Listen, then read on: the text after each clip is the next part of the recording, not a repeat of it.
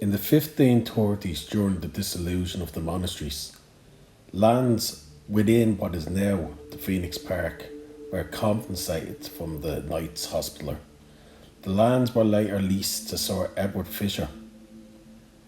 By 1611, Fisher had built a house known as Phoenix Lodge on St. Thomas Hill.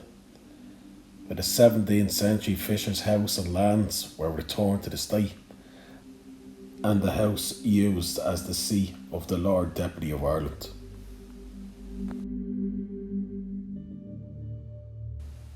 Although Thomas Burge had engineered a larger earthwork star fort quite close in 1710, by the 1730s the then Lord Lieutenant Lionel Saxville directed that a new gunpowder store be built at St. Thomas Hill on the site of the house. Phoenix Lodge was therefore demolished in 1734 and construction on the magazine fort commenced in 1735 to designs by engineer John Conseil.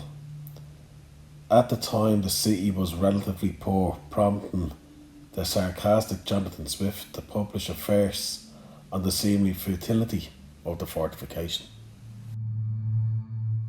Now here, a proof of Irish sense. Here Irish with the scene. When nothing left that's worth defence, we build a magazine. The magazine fort in Phoenix Park is a bastion fort. It's the forts that were generally used for holding gunpowder, and originally the gunpowder was to be held in a star fort just over where the sports grounds are now, but that was never completed. So in 1735 they built the magazine fort, which still exists to this day. Unlike the Burges nearby Star Fort, which was primarily earthwork and demolished in the 1830s, Cornlay's Bastion Fort was built of brick and limestone. The main body of the fort is approximately 2 acres and is surrounded by a dirt moat.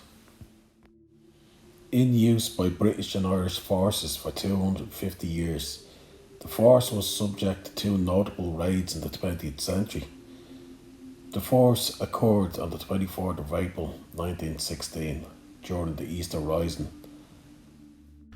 From 1735 until 1922, the magazine fort was ran and held by the British forces until 1922, when it was handed over to the Irish Army under the Anglo-Irish Treaty. The second raid occurred on the 23rd of December 1939, when during the so-called Christmas raid, members of the Irish Republican Army raided the magazine for weapons and more than 1 million rounds of ammunition. Most of the stolen equipment was recovered over the following weeks. So from 1922 until the 1980s, the Irish Army continued to use the magazine fort as a ammo depot until it was completely demilitarised in the 80s. It's now owned by the Office of Public Works. You can go and do some tours on it. I think it's the Phoenix Park office there up at Ashtown Castle. You can arrange it through them. I haven't been able to do it now at the moment through pandemic times, but I'd say it'd make for an interesting tour. To look at the fort looks really in an awful bad state.